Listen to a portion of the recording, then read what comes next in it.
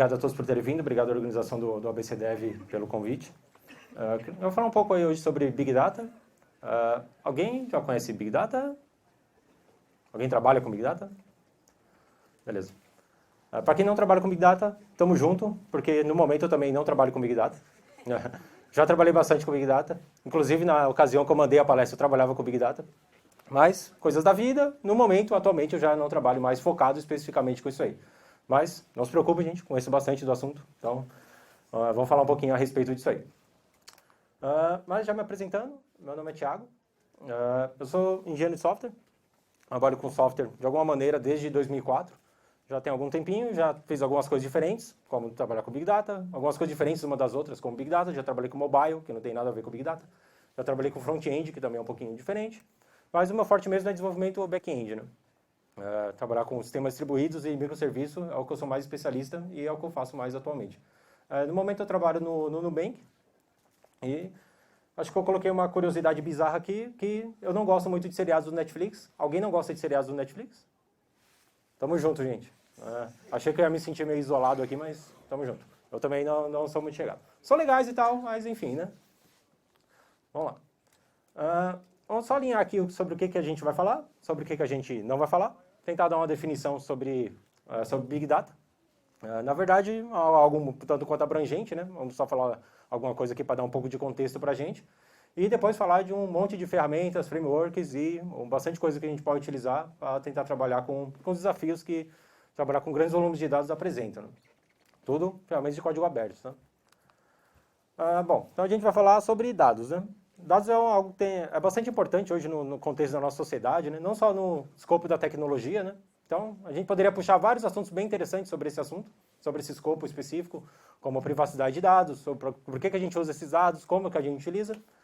Para os nossos propósitos aqui, vamos assumir que nós somos todas pessoas muito legais e vamos usar esses dados com as melhores das intenções, beleza? Então, não vamos falar muito sobre privacidade de dados, nem sobre usar esses dados de maneiras um tanto quanto indevidas. Vamos assumir que vamos usar tudo de um jeito legal, beleza? Mas, dito isso, para que a gente não quer utilizar esses dados? Né? Para embasar a gente a tomar decisões melhores. Né? Isso me lembra uma frase desse camarada aqui, William Deming, um cara que escreveu bastante sobre gerenciamento de projetos, bem bacana as obras dele. E mais ou menos uns 50 anos atrás ele falou essa frase aqui, sem dados você é só uma pessoa com uma opinião, certo? Sem dados você não tem como embasar o que você está falando. Você pode acreditar que a Terra é plana, mas os dados indicam nessa direção? Fazem sentido? Né? Os dados que a gente tem hoje parecem indicar para o outro lado. Direito à opinião todo mundo tem, certo? Mas se a gente tiver dados, a gente consegue embasar, consegue ter certeza que o caminho que a gente está seguindo está correto. Beleza? A gente não vai falar muito sobre esse assunto aqui, e quando a gente fala de dados, um monte de coisa vem à mente. Né? A gente não vai falar muito sobre data science. Por quê? O trabalho de ciência de dados é um pouquinho diferente, né? E a pessoa cientista de dados ela é um pouquinho mais focada em matemática e estatística, né? No meu caso, a coisa mais complexa que você fazer em matemática acho que é tabuada. Eu sou bem ruim nesse assunto. Então, data science, vocês podem imaginar, ciência de dados em geral, vocês podem imaginar que não é muito a minha praia, certo? Mas a gente vai falar de um outro assunto aqui que eu acho mais interessante e espero convencê-los disso, né? Que é engenharia de dados, certo? Na verdade, normalmente essas duas áreas trabalham juntas, né? Ciência de dados e engenharia de dados. E dificilmente a pessoa cientista de dados consegue fazer um trabalho eficiente sem um trabalho de engenharia de dados antes, né? E a engenharia de dados é um pouquinho mais próxima da nossa querida engenharia de software propriamente dita, né? O que essa pessoa engenheira de dados conhece? Conhece banco de dados. A gente precisa armazenar um grande volume de dados. A gente pode utilizar um banco. Se for um banco, será que faz sentido usar um banco de dados relacional ou um banco de dados NoSQL? Se eu vou utilizar um banco de dados NoSQL, eu uso um banco de dados de coluna, de documento, chave-valor, ou será que faz sentido armazenar um arquivo mesmo com todas essas informações? Se eu for fazer assim, que tipo de formato de dados que eu utilizo para gravar lá? Se eu tiver que fazer uma integração entre vários sistemas para algum processamento em tempo real de um grande volume de informação. Então, eu preciso ter baixa latência, preciso pensar na comunicação de rede. Né? Então, a pessoa engenheira de dados trabalha mais nesse escopo. Tem muito menos matemática, graças a Deus, pelo menos para mim. E tem um pouquinho mais de software, programação propriamente dito. Beleza. Dito isso, o que é o tal do Big Data, né? Tem um monte de palavrinhas associadas a isso aí. E assim como Big Data também é uma palavra dessas que surgem de tempos em tempos, aí na nossa profissão, que vão revolucionar a humanidade, né? Às vezes é Big Data, outras vezes é blockchain, etc, etc.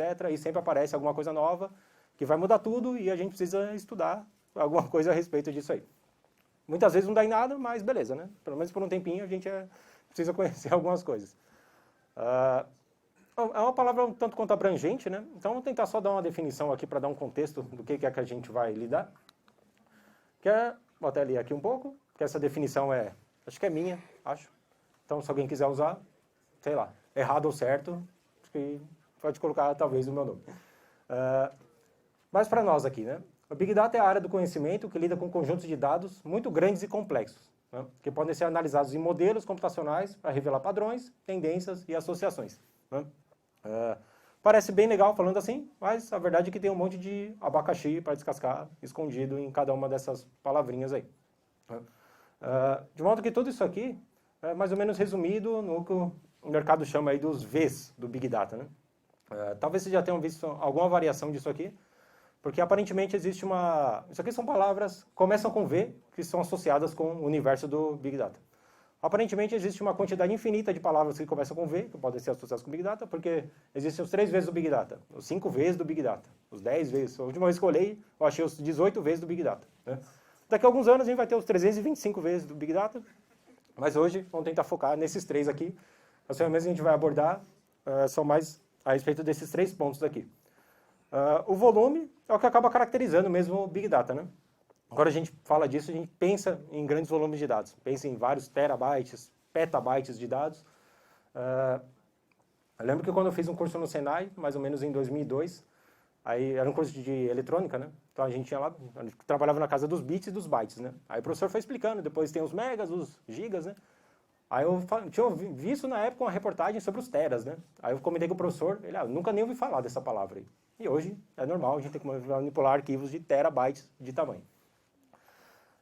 Isso traz bastante desafios, né? Porque a gente processar essa quantidade de dados de uma maneira convencional já é um pouquinho mais difícil, né? Como um arquivo, por exemplo, né? É bastante comum a gente ter que fazer um programinha que processa um arquivo, a gente simplesmente abre o arquivo e lê ele da primeira até a última linha, né? Como é que eu faço isso com um arquivo que tem 1 tera de memória, de tamanho, né? Para que eu possa carregar para a memória isso aí? Não funciona. Então tem algumas coisas que precisam ser resolvidas. Variedade também é um aspecto bem interessante. Caracteriza bastante o trabalho com o Big Data também. Porque hoje a gente tem dados em vários formatos, né? A gente sempre foi acostumado a trabalhar com formato texto, mas hoje a gente tem áudio, vídeo, etc. Vários formatos diferentões aí, que eventualmente a gente tem que juntar tudo para fazer um único processamento, porque tudo aquilo lá faz parte do escopo da empresa que a gente está trabalhando, né? Esses são casos mais específicos, pensando num caso de uso mais normal, que vão ter outras apresentações a respeito de microserviços, por exemplo. Então, numa arquitetura de microserviços é normal cada serviço ter o seu banco de dados específico. Então, digamos que para o meu serviço A eu quero usar o Cassandra, para o meu serviço B o MongoDB, para o meu serviço C o MySQL. E, de alguma maneira, agora eu quero analisar todas essas informações em conjunto, né? Como que a gente faz?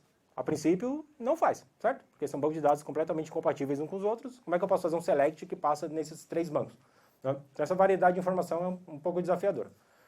A questão da velocidade também é interessante, porque às vezes a gente pode trabalhar com uma janela de tempo grande, né? Eu posso processar hoje os dados de ontem. Às vezes isso é aceitável. Às vezes não. Às vezes eu preciso processar o dado na velocidade que ela está chegando, sistemas de tempo real, né? Isso é bem difícil, porque se a gente juntar o volume com a velocidade, então complicou, né?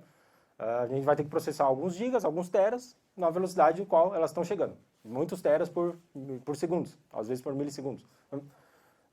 Mas por sorte, tem bastante ferramenta para a gente lidar com todas essas coisas aqui. E é o que a gente vai falar aqui um pouquinho.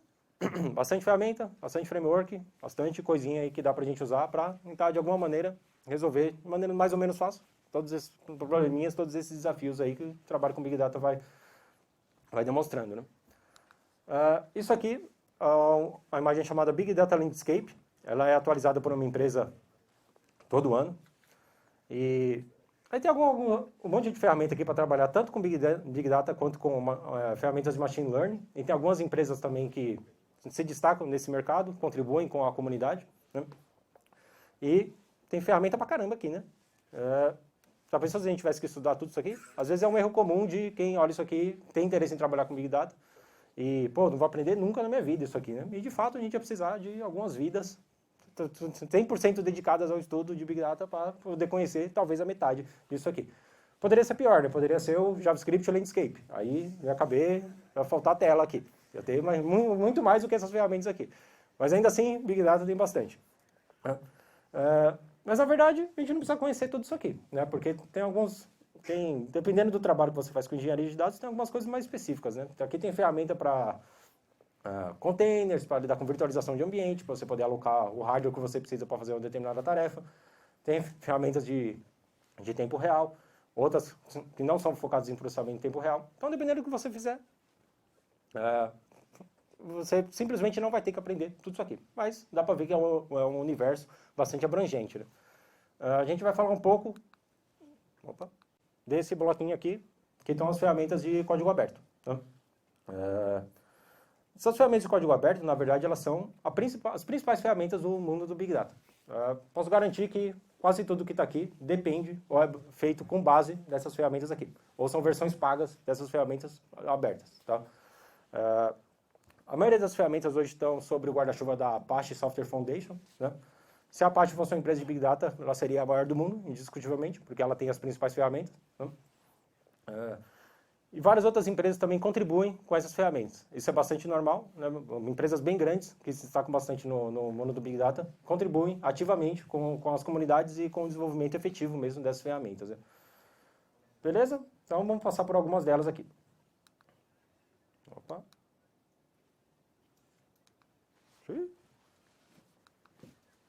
Gente. Acabou a pilha? Talvez. Pode passar aqui, pega outro pra você. Beleza, gente? Bom, como é que todo o mundão aí começou, né? Em algum momento, lá, acho que em 2004, o Google publicou um... Só que está aqui. Opa, spoiler. Ao contrário? Justo. Em 2004, o Google publicou um artigo falando como eles lidavam com esse tipo de coisa, com grandes volumes de dados, né, para fazer as coisas lá que o Google faz, ranqueamento de página. Aí eles demonstraram lá um framework que eles criaram para fazer isso, chamado Google MapReduce. A MapReduce são duas operações bastante comuns aí, em várias linguagens de programação, oferecem isso de alguma maneira. Vou só dar uma repassada nelas aqui para a gente entender esse processamento. O map é uma operação de transformação. Tá? Ele transforma uma coisa em outra. É um conceito que vem da matemática, né, de mapeamento. Né? Transformar de A para B. Reduce é basicamente reduzir. Né? Achatar uma coleção, um conjunto de dados para um único output final. Isso aqui já existia, é um conceito que já existia. Mas o que o tal do Google MapReduce introduziu de novidade? O uso de computação distribuída para fazer isso aí. Como o volume de dados era muito grande, então ao invés de colocar em um único supercomputador que fizesse tudo, a gente poderia colocar em vários computadorzinhos e cada um deles ia fazer uma parte desse trabalho e depois a gente juntava tudo e ia ter o resultado final. Né? E esses computadores também poderiam ser hardware de baixa qualidade. Né? A gente nunca precisaria ter um supercomputador para conseguir fazer esse tipo de coisa, porque o nosso trabalho ia estar distribuído entre vários lugares. Para fazer isso, então a gente precisaria de algumas coisas para poder ajudar, como o gerenciamento dessas tarefas distribuídas, o gerenciamento do cluster, saber exatamente o que cada máquina está fazendo, que esses dados que a gente está processando também tivessem distribuído em todas essas máquinas, para a gente não ter problema de latência no momento de acessar. E um cara que trabalhava no Yahoo, leu esse paper do Google, achou bem interessante, e, pô, só que eu não trabalho no Google, né? Eu trabalho no Yahoo, então eu vou ter que fazer um framework aqui para mim. Aí ele criou esse framework aqui, o Apache Hadoop, né? Que é o principal framework do mundo do Big Data. Né? Tem muitas ferramentas pagas que trabalham em cima do ecossistema do Hadoop. E basicamente todos os outros frameworks, os que estão principalmente sobre o guarda-chuva da Apache também, de alguma maneira se relacionam com o ecossistema do Hadoop. Né? Mesmo outros players grandes de nuvem, por exemplo, a AWS ou da Microsoft, a Azure, né? O ambiente de Big Data que eles oferecem usa o Hadoop. Bom, o que tem no tal do Hadoop? Né? O Hadoop é principalmente um framework para MapReduce, distribuído. O MapReduce é um modelo de execução de tarefas de maneira distribuída, né? Posso explicar com mais detalhes depois como é que funciona. Ele foi projetado foi desenvolvido por esse cara aqui, Doug Cutting, que é um cara bem conhecido no Open Source, né? Ele chegou a ser o presidente da Apache Software Foundation. Ele também criou o Lucene. Não sei se alguém conhece o Lucene. Alguém conhece Elasticsearch? Ou Solr? Essas ferramentas são ferramentas de buscas textuais, certo? Mas quem faz a mágica mesmo da indexação de texto é o Lucene. Foi esse cara aí que criou. Então ele já era até um cara bem conhecido na ocasião, né? Trabalhava no Yahoo, desenvolveu o tal do Hadoop.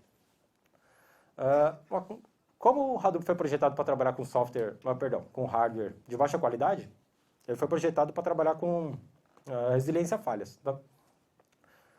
Porque o hardware é ruim, ele vai falhar, a gente está em um ambiente distribuído, tem questões de rede e etc, e a coisa vai falhar em algum momento. Ao invés de a gente tentar desesperadamente evitar que algum problema aconteça, o Hadoop assume que as coisas vão dar errado e ele tenta tratar isso da melhor forma possível. E ele, de fato, é bastante resiliente. Não tem nenhuma perda de processamento, perda de dados, né? Perda de processamento, mesmo que alguma máquina no cluster falhe. E a principal linguagem para escrever os jobs do Hadoop é Java. O Hadoop é... Brincadeira, gente, eu gosto de Java, tá? O Hadoop é totalmente escrito em Java, inclusive, né? Teoricamente, você poderia escrever em qualquer linguagem que seja executável a partir de uma linha de comando, né? Então, a ferramentinha lá, o Hadoop Strings, que consegue fazer isso. Então, o pessoal tem quem gosta de usar Python também para fazer isso. Mas a principal linguagem é Java. Beleza, o que tem lá no Hadoop, então, para conseguir fazer isso aí, né? Tem um framework de MapReduce, que é o que a gente usa para efetivamente escrever o código. Tem um carinha chamado HDFS, que é o Hadoop Distributed File System. É um file system, como diz o sistema operacional, mas distribuído. Pensa no HDFS como um cluster de HDs. A gente tem várias máquinas, a gente quer colocar um arquivo lá dentro, porque o nosso processamento vai estar em todas essas máquinas, a gente quer colocar um arquivo lá dentro, esse arquivo vai receber um path, só que o Hadoop vai quebrar esses dados em todas essas máquinas, tá? De maneira transparente. Tá? Mas ele é basicamente isso, vários HDs, e o Hadoop consegue gerenciar isso aí.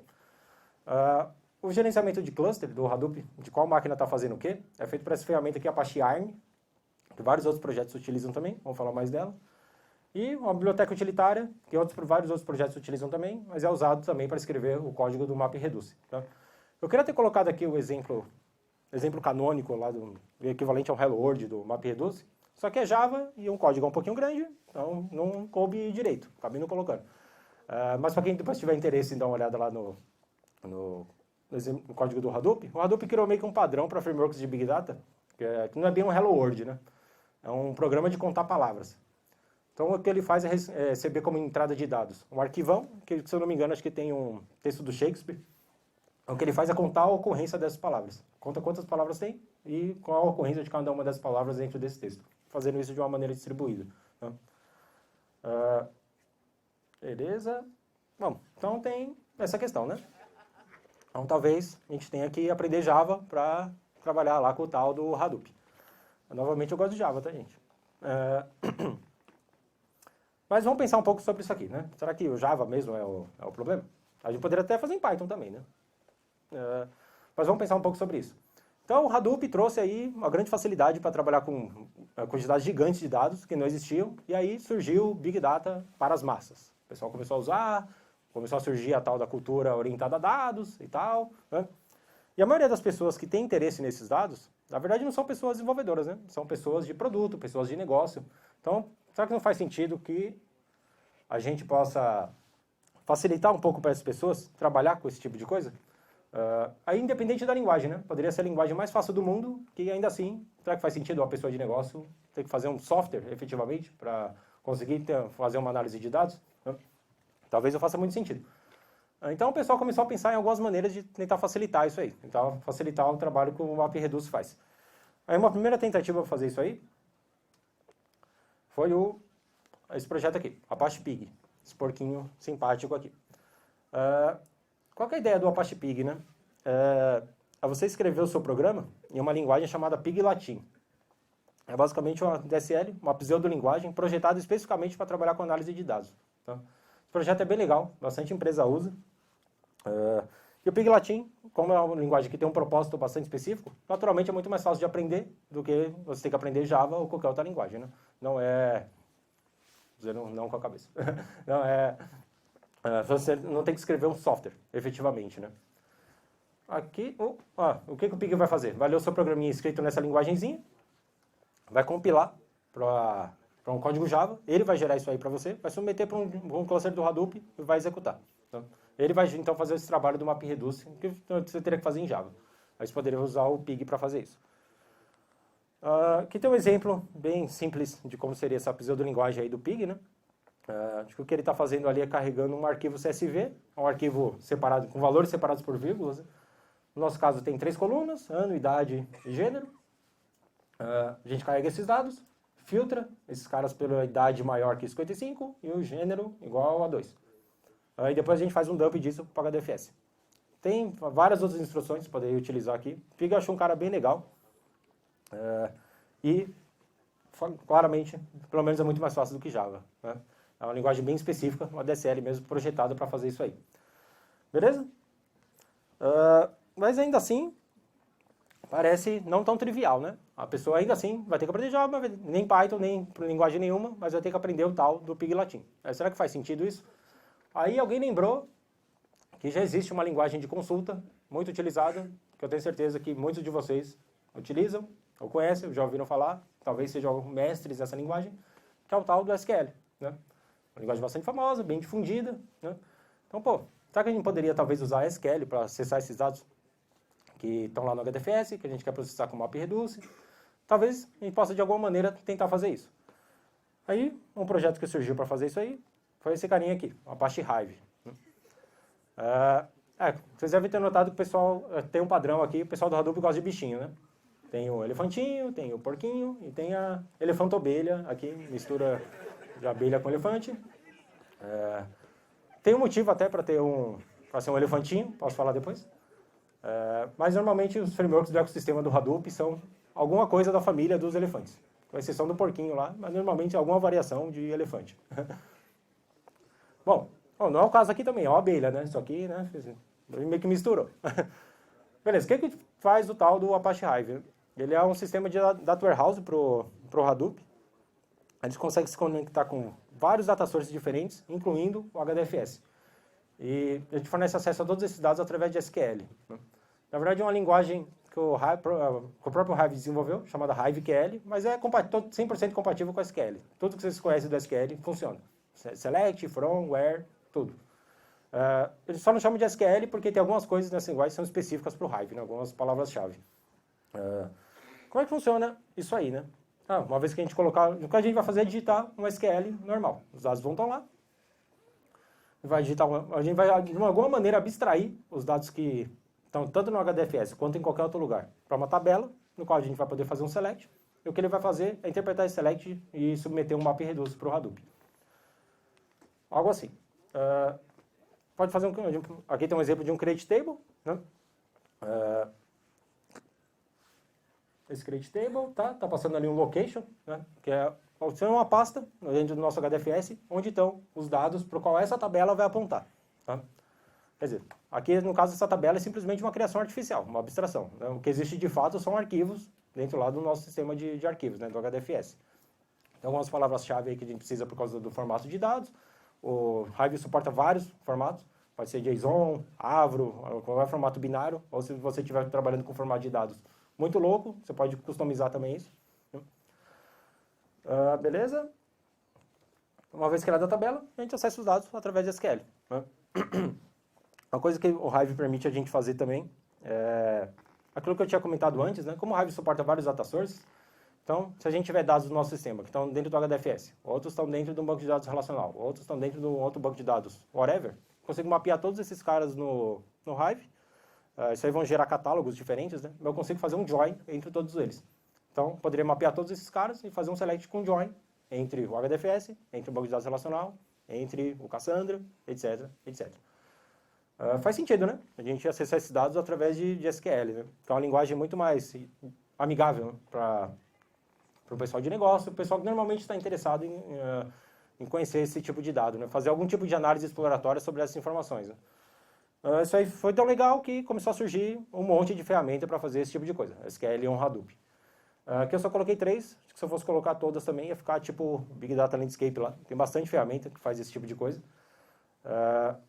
Esse primeiro carinha aqui, o Apache Drill, por exemplo, ele também funciona, ele consegue até mapear o Hive também, ele também consegue ler arquivos do HDFS, mas a implementação dele é mais focada em criar conectores para bancos de dados NoSQL.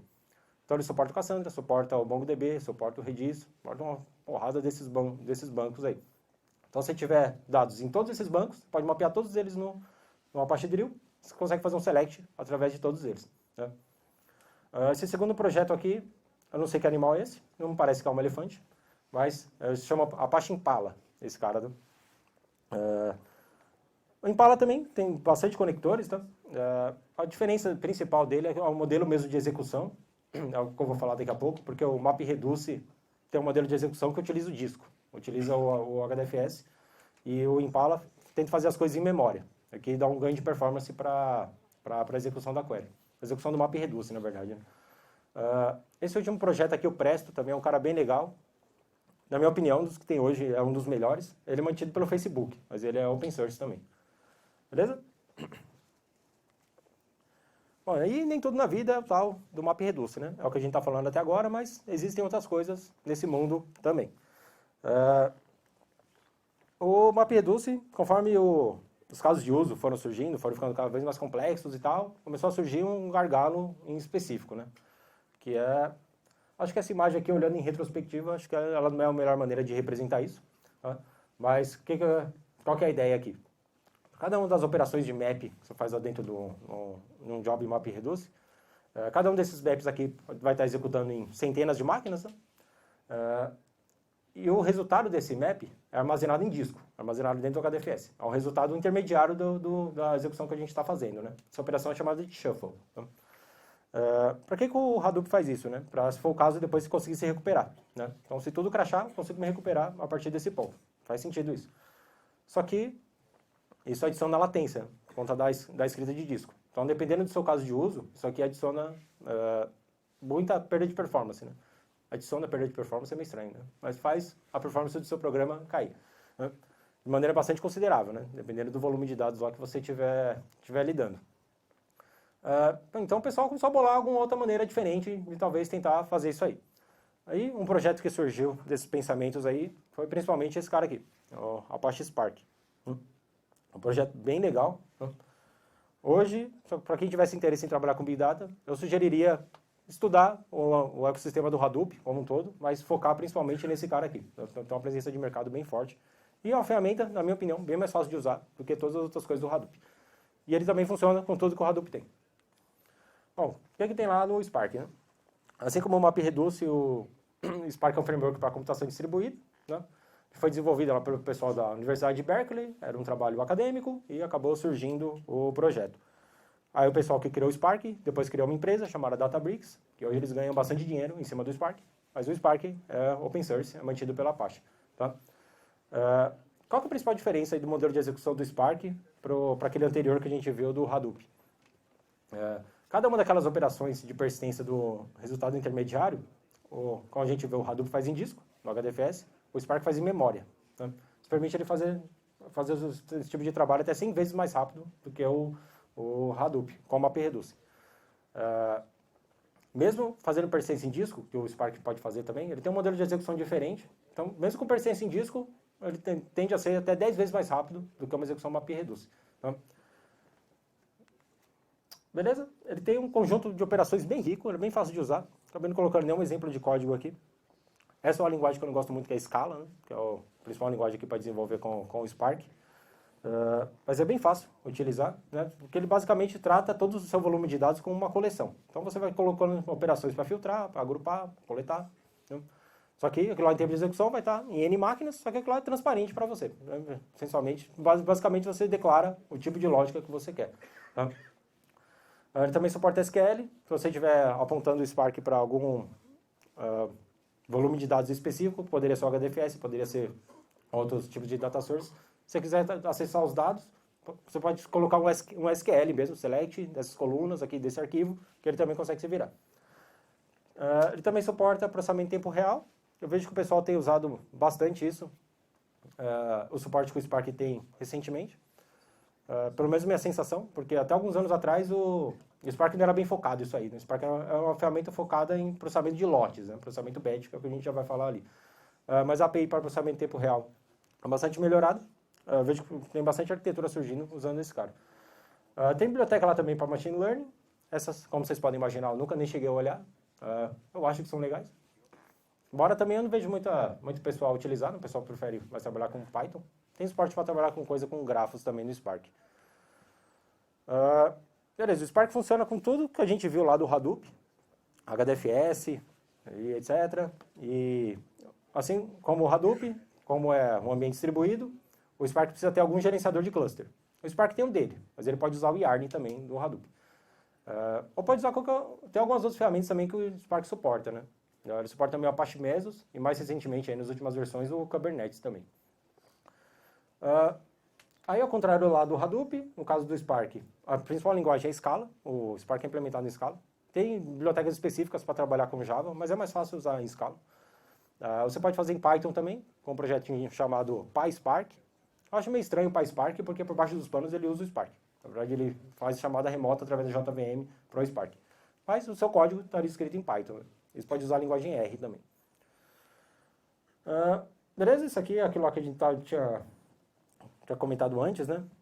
Essas operações aqui de persistência do resultado intermediário da computação, ao contrário do MapReduce que usa o disco, o Spark vai usar a memória. Só tem um trade-off envolvido aqui, a escolha arquitetural que a gente teria que fazer, porque o Hadoop está projetado para trabalhar com software de menor qualidade, até porque ele faz a persistência em disco. Então, não precisa ter tanta memória assim na máquina, na verdade. Já o Spark, então a gente vai persistir tudo em memória, a gente provavelmente vai precisar de um hardware melhor.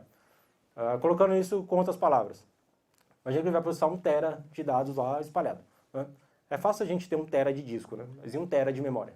É um pouquinho mais difícil, certo? Provavelmente vai precisar ter umas máquinas um pouquinho mais poderosas aí. Beleza. Até agora a gente está falando de um tipo de processamento, galera, que a gente chama de processamento batch. Tá? Tem um outro tipo de processamento aí, que a gente chama de streaming, que é basicamente um processamento contínuo. Processamento infinito, em tempo real, conforme as informações vão chegando, a gente vai processando. Tá? A diferença, então, dessas duas coisas é, essencialmente, a janela de tempo. Tá? E... um minutinho.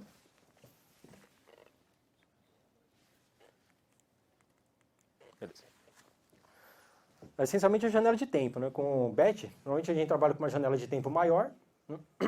A gente, digamos que hoje a gente processa os dados de ontem. Ontem a gente processou os dados de anteontem. E assim vai. Né? Mas de qualquer modo, os dados já estão armazenados em algum lugar. A gente vai capturar, vai fazer alguma coisa e vai gerar uma saída e vai acabar ali. Vai morrer o programa. Esse é o processamento batch. O processamento contínuo, ele é infinito, né? Conforme as coisas, a gente está se pendurando em alguma coisa que vai chegando informação, e conforme as coisas vão chegando, a gente vai processando. Né? Algo mais próximo disso aqui. Né? Então, conforme as coisas vão chegando, a gente já vai fazendo em tempo real. Né? Tem um montão de frameworks para lidar com isso aqui. Esse é outro assunto também que tem bastante. Né? O Spark consegue fazer isso. Nas primeiras versões do... Primeiras versões do Spark que suportava o processamento em tempo real, na verdade, ele trabalhava com micro-batches. Né? Então, o Spark foi projetado para funcionar com batches. Então, o que ele fazia? Coletava tudo que chegava numa janela de 1 segundo e passava para frente. Né? Então, a latência mínima que você teria seria 1 segundo. Né? Então, seria quase em tempo real. Né? Porque ele, na verdade, não está processando conforme o que está chegando. Mas as últimas versões, isso foi bastante melhorado. Tem uma API lá de processamento contínuo, que é bem legal. Mas o framework que, pessoalmente, eu acho o melhor hoje para fazer isso é o Esquilo, ali. É um projeto chamado Apache Flink. Ele tem muito recurso para trabalhar, principalmente com questões de tempo, tá? Que é bastante comum nesse tipo de processamento. Tá? Mas ele, hoje, acho que é o top mesmo para lidar com isso aí. Esse projeto, o Apache Storm, também é muito bom. Inclusive, até a gente estava falando de Java, né? A empresa lá que eu trabalho, no bem que utiliza Clojure, o Apache Storm era implementado em Clojure.